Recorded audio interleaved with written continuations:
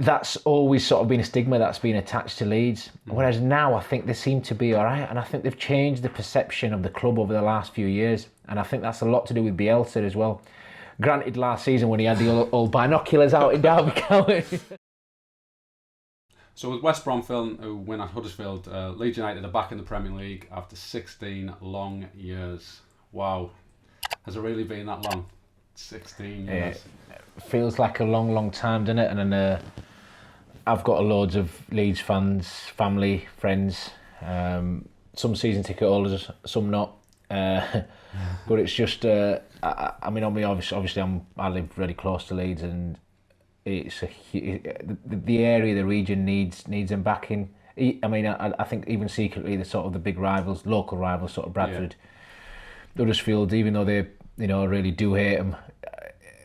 We need a big club back in the Premier League, just because we've not. I mean, we had Huddersfield a couple of years ago, and they weren't great. I mean, this Leeds side, Bielsa's done brilliant, and they've obviously built something. The owners have. I mean, to be fair, it goes back to when the owners took over, and then they got Bielsa in, and he's been brilliant. He's gave. I mean, you talk about English managers giving youth a chance. He's actually gone out and he gave the youth, the young players a chance, and they've responded and they've done really well. They were unbelievably unlucky last season not to go up. I know. So I mean, to be fair, I mean, a lot of Leeds fans got loads of stick, and quite a few of my mates got stick as well. And I'd say I probably jumped in on it a bit as well. Last season, when they lose, they looked like they were up, and that famous song Leeds are falling apart again, and it felt like that, and they did. Ultimately, I mean, they should have gone up last year. But that's what I mean with you living in the area and also being a Liverpool supporter. It's always a case of, well, it's going to be this year, and you're getting so close and so close.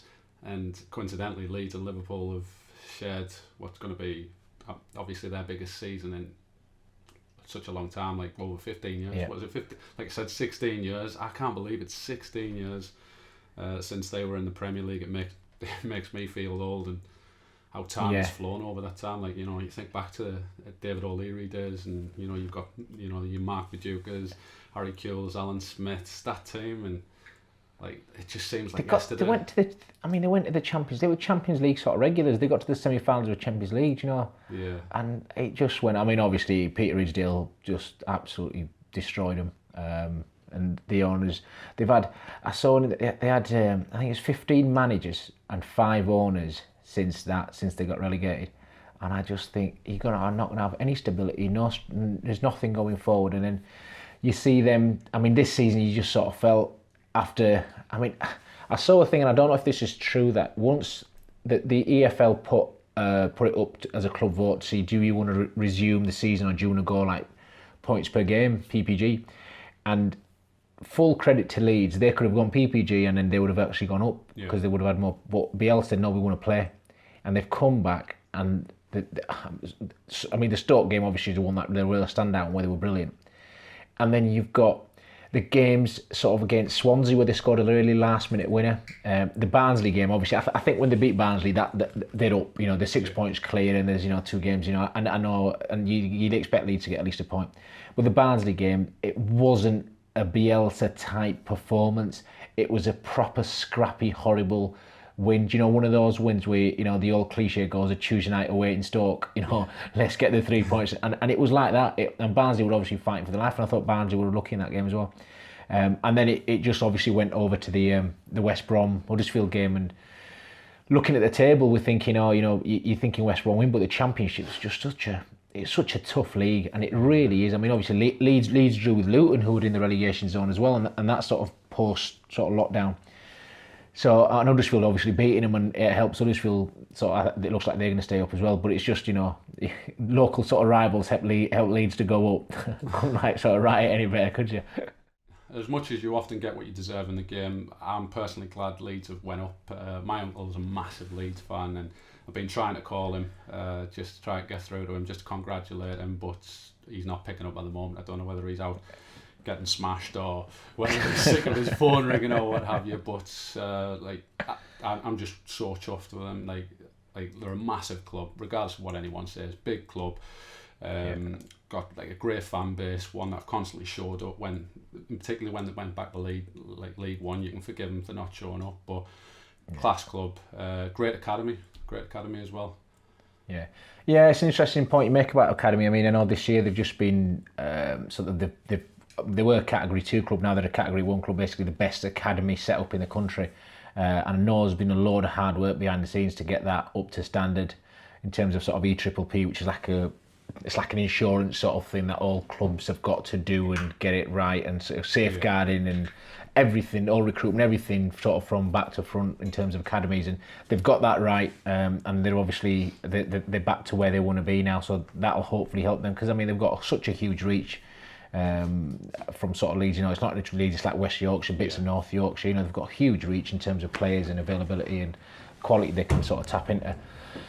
But yeah, just the League One bit, really interesting. They've obviously dropped down, and yeah, the fans are. I mean, it's a funny one. Fans are always going to support. You're always going to support your club. It's like once you support your club, that's your club. You can't choose. You can't pick and choose.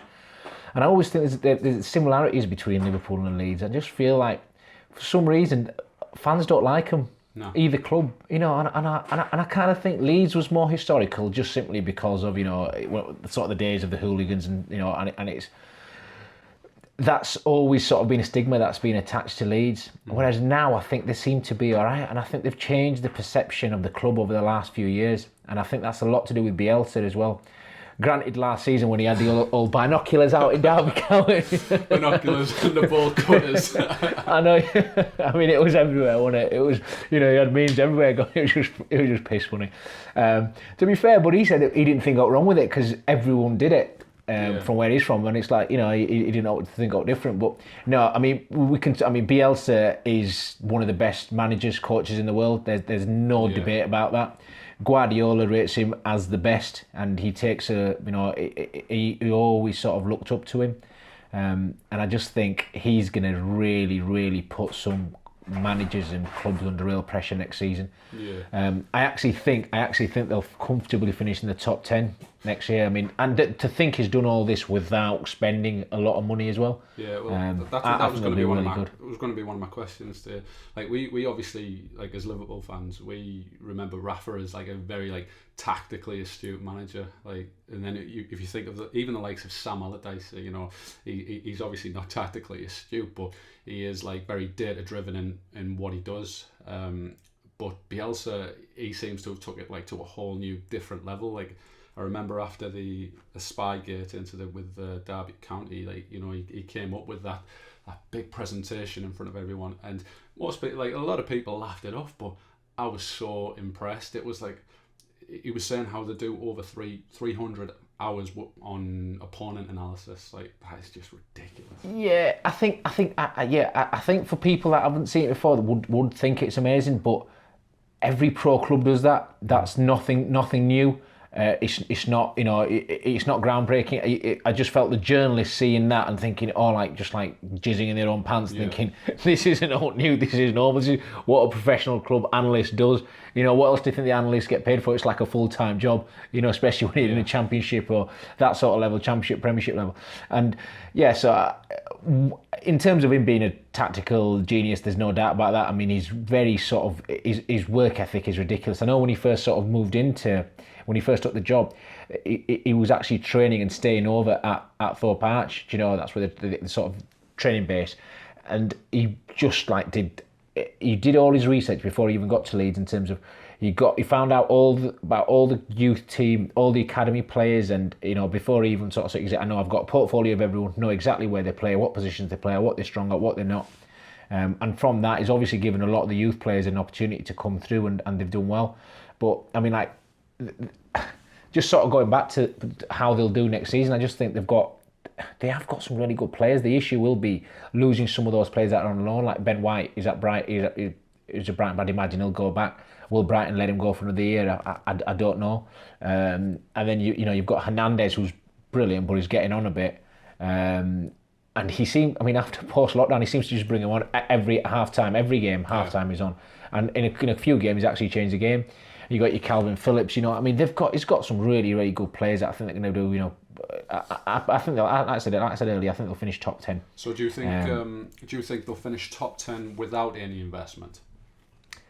I think if they went as they are, and I think with Bielsa in charge, as long as Bielsa stays, I mean, it looks likely he is, but as long as I still think they'll finish top 10. But I think they'll need to improve a little bit. Well, not a little bit, depends what I mean, obviously, first 15 years out of the top flight, they're back in, you just want to stay up. So I'd imagine the owners seem a lot smarter than what they've had before, so they're not going to go spend money willy-nilly, you know what I mean, and then just put them in administration again, so they'll be a bit more brighter and smarter with how they spend and how they recruit. But again, the most important person for Leeds is Bielsa. You keep him, they'll be fine. And obviously I'm not as privy as you. Is there any doubt that he might stay next season? No, I mean, obviously the season last season when they didn't go up, he was only sort of supposed to stay for a year, and he was like umming and ahhing whether he was going to leave, and then he obviously decided to stay over. But rumours are that his brothers hinted that he's going to stay, so it looks like he's going to stay for another season, at least another season. But I think it's vitally important to him, and it'll be interesting as well. Did you get a chance to watch the Amazon series? No, it is on my to watch list though. No, yeah, I didn't watch it. It was quite, I felt it was like when Leeds last season didn't go up and they lost to Derby in the playoffs after. And the second part's going to be a lot better with them obviously going up now. So I don't think the perfect ending. Yeah. So with West Brom losing tonight, obviously they're sinking quicker than whale shit. It seems like Brentford are primed to take their places in the Premier League. What do you think is going to happen in that? Yeah, I mean, you're right. It's so funny. I mean, it's not funny if you're a West Brom fan or linked to West Brom. West Brom are doing what Leeds did last season. They were like, you look in the top two, three, we're fine, and they've just literally fallen off a cliff. Brentford have been on fire. Benrahma's obviously an absolute standout player. If you don't go up with Brentford, I'd imagine someone's going to pick. He's been closely linked with Chelsea. I don't know if that's going to happen, but the kid's a real talent. What they're like a point behind West Brom. I think they're a point behind West Brom with a game in hand, with a miles better goal difference as well, which is effectively a point in itself. So I mean, they need 4 points from the last two games and they'll go up. So the form they've been showing, you think that they're strong favourites now to go up. The problem with West Brom, I think, is if it looks like they're going to end up in playoffs, they're going to struggle. I think you need. It always happens in playoffs. The team that gathers a bit of momentum, a bit of form, they're the ones that go up. And West Brom are like, it's going to be a tough missing out on automatic promotion and then because it's difficult to lift as yourself. Well. If you think you've been flying high for the majority of the season, then you just pipped at the last second. I think they were saying during the West Brom game that we've just been watching that there were 10 points clear pre-lockdown, and now obviously it's just changed ridiculous. And I don't know whether it's to do with when we say that technical teams seem to have come to the fore.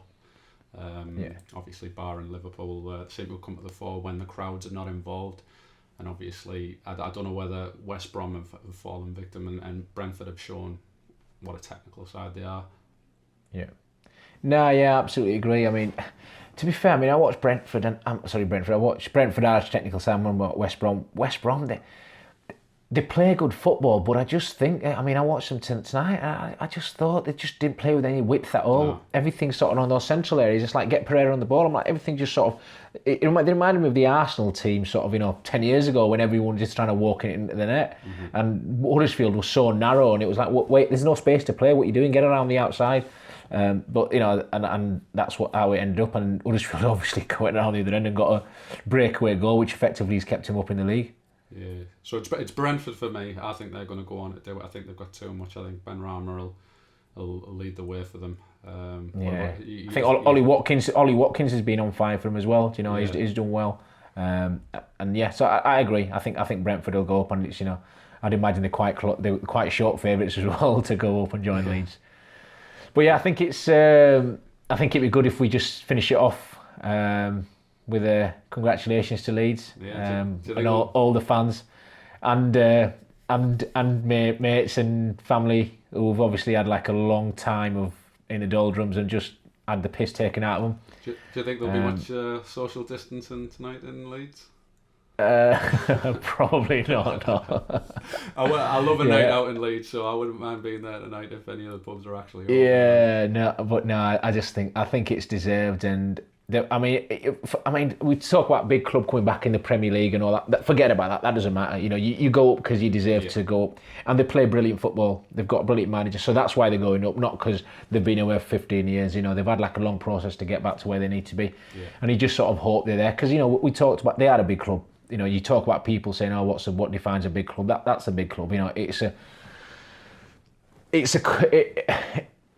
it's like a combination of so many things in it. It's your fan base, you know, your history, your actual, you know, so one club city as well. That's huge, and Leeds is one of the biggest cities in the country, you know, in terms of sort of everything, economically, population, everything. Do you know what I mean? So I just think it's good for the region, good for the city, and you know, some of the fans that I like.